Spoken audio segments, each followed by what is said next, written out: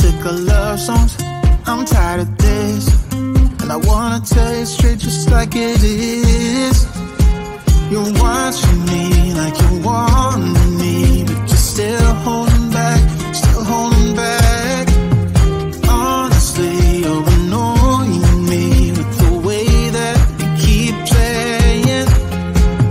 Show me your love like it is, like it is. And open my heart like you're fearless. Steal all the gold you can get, you can get. Show me your love, leave me breathless, breathless.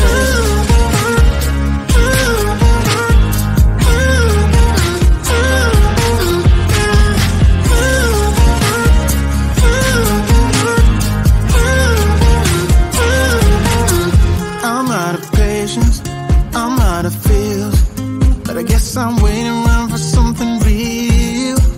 I'm going crazy, like what's the deal? 'Cause I want you to show me what you feel.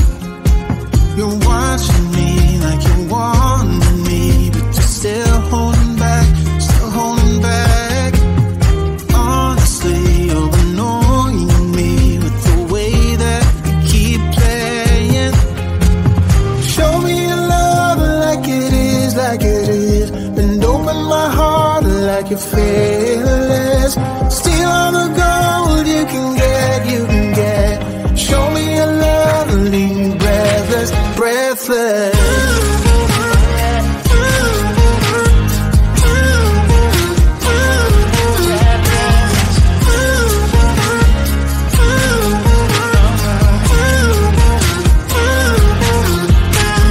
Show me your love like it is, like it is.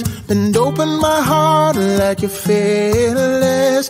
Steal all the gold you can get, you can get. Show me your love, leave me breathless, breathless.